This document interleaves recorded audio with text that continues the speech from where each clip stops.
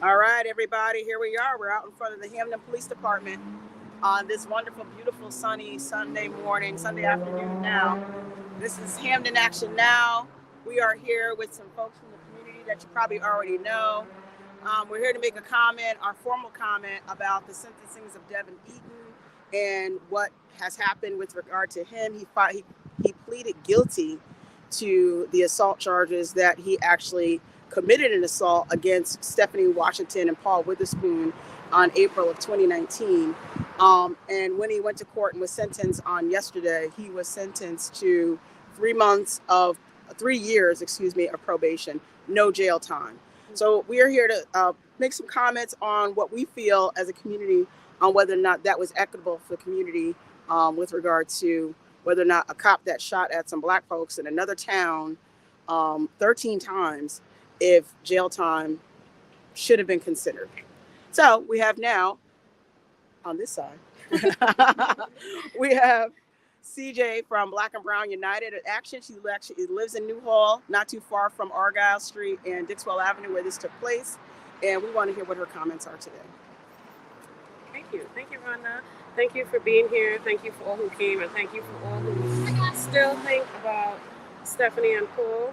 On behalf of Stephanie's biological mother, who I had the pleasure of knowing and working with, this is very important. Justice needs to be had. If this is what it looks like here, imagine what else is happening we don't know of. You have to ask yourself, if Devan Eaton had shot at white people, would we be standing here? You have to wonder if, it was a white officer shooting at white people, would we be here? What is the difference here? Earlier this week, we found out that in Texas, the police took 93 minutes to use a key to open the door to save Latinx children. And out here in New Haven and Hamden, we justify police brutality. And for those who do not believe in it or think of it, it's what we choose to look at is what we choose to change. So I do appreciate you doing this and bringing light to this. The change has to happen. We have to be at the front line. We can't complain about our matters not being heard if we're not here for it to be heard. We have to take that space in this matter. We have to let it be known that enough is enough. Thank you, Awesome. Linda. Thank you. We now are going to hear from Dr. Carmen Black, also a resident in Hamden. We want to hear her comments on the sentencing of Devan Eaton. Accountability is something that is lacking. Up with the volume. I work tirelessly in medicine to hold medical providers accountable for racist behavior. So I have to believe that we can do better. In the personal front, how can we work at work trying to do what we do and then not show up for these events where accountability is lacking in other places? So I'm here today to represent that accountability is what we need. Accountability is not what we have, and accountability is what we need to be working to. Awesome. Thank you.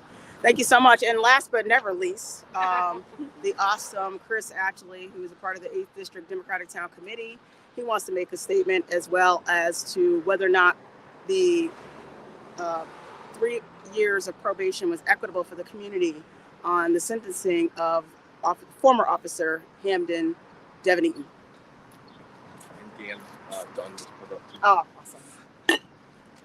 I just wanted to make a couple statements. Let me kneel down so you can see me here. I think the sentencing of Devan Eaton was completely unjust. If any other individual shot indiscriminately at a person and caused them so much pain and injury that their life would have to be changed forever, enduring spinal and back injury from being shot, that individual would serve jail time. I mean, let's be honest, right? You go to prison for that. The reason why Devan Eaton is not being sentenced to prison is for one reason and one reason only, and it's because he was a law enforcement officer. That's right. Okay? Right. That is an injustice to everyone in our community. People work so diligently to put pressure on our legislators, right? To create this police accountability bill. Mm-hmm. And people thought that things were going to change. People were hopeful. Finally, police officers when they commit a crime would be treated just like the rest of us. There wouldn't be an abuse of power anymore. But what we're seeing right now is that that's not the case. That accountability bill did not provide us the justice that we were looking for. And if we take this moment and we allow this to be the outcome for an officer that shot an innocent person, innocent bystander, and completely changed their life, and we let this just be the outcome, 3 years of probation, then we set that expectation going forward that that's still an acceptable outcome. And more officers will feel like they could do that sort of thing without feeling repercussions. I think the appropriate thing would be for Devan Eaton to serve time as any other individual in the community would do if they committed such a crime, which is what he did, was a crime. Thank you. Yeah, Devan Eaton, Devan Eaton's a black guy, right? Right. So Devan Eaton rolled up. He broke all types of Hamden policing protocol. Didn't call in the supervisor. He didn't get authorization to cross the town lines. Then he got out, didn't follow his whole. He just did Whatever. He just got out, started shooting. They told him put his hands up. Kid came out the car. And let's see, here's the bigger problem that we don't ever want to talk about. If that was any other black man not shrouded in that uniform, they would have spent the rest of their life in that jail. They would have spent the rest of their lives in that jail. But because he was shrouded in that uniform, he had the shroud of protection, which speaks to the problems in our justice system today.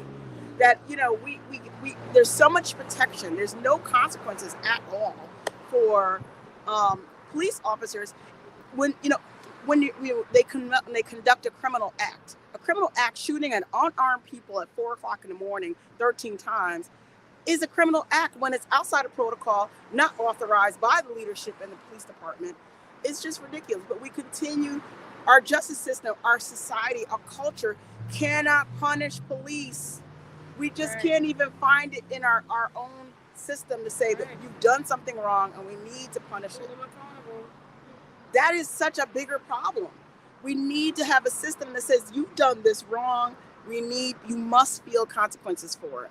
Right. So, here we have also Daniel Dunn, who's a member of the Hamden Police Commission. He wants to say a few words as well to the community on what he feels, whether or not 3 years of probation was equitable in this sentencing. All right.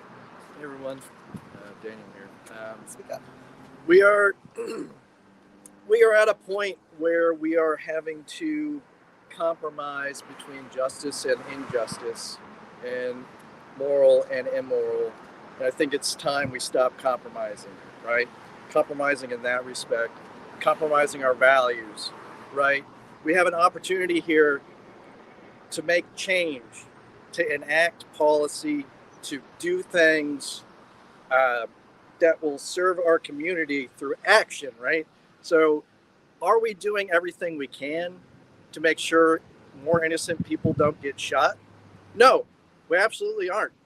And we could be, right? So what does that look like? That looks like action on the part of the administration and municipalities, is action on the part of police commissions, it's civilian oversight, it is transparency, right? This police commission has asked for information to review use of force reports. And when we did that, those records were destroyed, right? So even steps we're taking right now, presently, to make sure this doesn't happen again, are being undermined by the police department. That's right. That's right. So please show up, come out, show support. Let's get this done together. Thank you so much. You have to have an administration that's willing to hold people accountable and work with the community. The community we are actually the police. We actually are the ones that can police our own communities. But we never get a chance because we don't reach out to the community. You have police commissioners that are assigned from the community, but they're never actually, very rarely are the police commission. I mean, the way our whole system is set up, and it's not just, this is actually endemic. It's systemic across our state. Police commissions are powerless to the unions. We've got to make it equitable for the community. Community must be heard. They must be considered when these kind of decisions are being made. And we want everybody to understand how important it is that if you are a police officer, you're held to a higher standard. You cannot just roll out and start shooting at folks, without any kind of protocol. And when protocols are broken, you must be held accountable. Does anybody else have any more comments they want to make? This is our YouTube statement to the public. Come on down. And this is Laurie Sweet, who is our town of Hamden's at-large council member. She has some comments to make as well. Yeah, I'm coming out here to stand in solidarity with Rhonda and these community members. This is not justice. You know, we were out in the streets for days and days and days. This just doesn't seem right. I'm frustrated. I'm angry. I'm relieved that he will be decertified. Thank you to the police accountability bill. It doesn't feel like it's enough. Our community was traumatized. Paul and Stephanie will never be the same. And, you know, I'm here to lend my support to Rhonda and the wonderful work that she's been doing. Hamden Action Now was founded after Stephanie and Paul were shot. And our community was gatekeeping us for, trying to have events. And we wanted to get these events out to the public so that they could know in real time what was going on. So I think Rhonda's put wonderful pressure on our government officials and the state of Connecticut.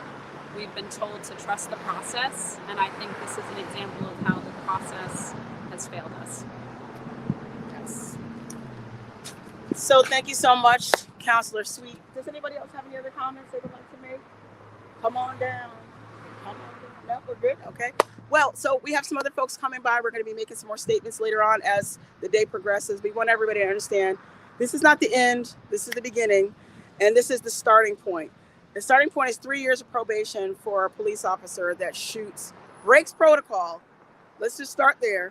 We broke protocol, but then we shot at people 13 times in another town. And our court system found that 3 years is good enough. Go find another job, get on with your life. But they targeted problematic, very problematic. So thank you so much. We'll come back. We'll have some more folks come on shortly to do some more public comments on our YouTube channel. So we thank you so much. And if you want to get involved, just send hamdenactionnow@gmail.com an email. We'll be happy to get your phone number, your contact information. We'll tell you how you can get involved and join this awesome team here of community members on how to bring police accountability, equity in the schools, and a transparent government. Thank you so much.